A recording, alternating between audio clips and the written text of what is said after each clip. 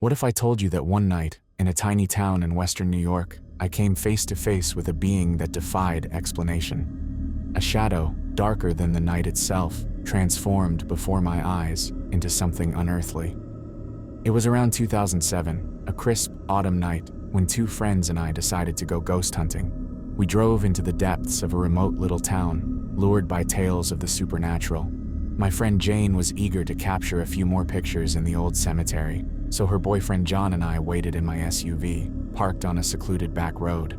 The clock ticked toward midnight, and while some flickering streetlights glimmered up ahead, an eerie silence enveloped us. Jane wandered off behind us to the right, her flashlight beam dancing like a will-o'-the-wisp in the darkness. As John and I chatted quietly, our attention turned to the road ahead. Suddenly, about 50 to 65 yards away, something unnatural emerged from under the glow of a streetlight on the left side. A black figure appeared, seemingly out of nowhere, clad in a wide-brimmed hat. It was darker than the night itself, a true void against the backdrop of the dimly lit street, a figure devoid of any discernible features.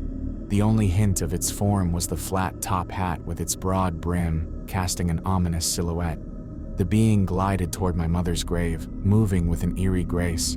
It took perhaps 30 steps before it morphed, an unexplainable transformation, into a black cat just before it reached the next streetlight.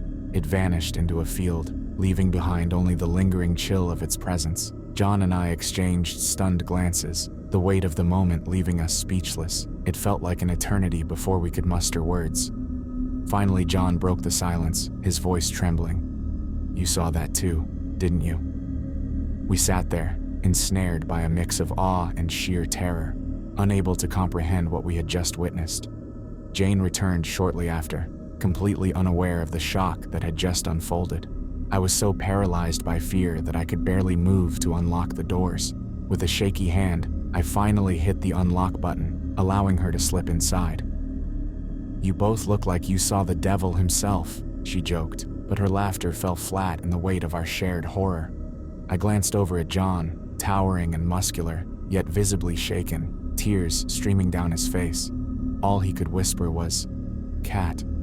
I struggled to explain to Jane what had happened, but the words eluded me, caught in a web of disbelief and dread.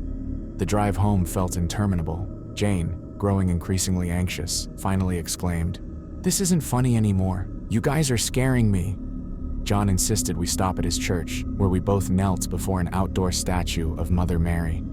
While he poured his heart into prayer, I tried to convey the surreal experience to Jane, but I could hardly articulate the bizarre encounter. The memory still sends chills down my spine. Whatever that entity was, it was not of this earth. A part of me desperately seeks answers, but another part wonders if ignorance might be safer. Over the years, Jane and I lost touch, but eventually reconnected. We reminisced about that fateful night. It was always the elephant in the room.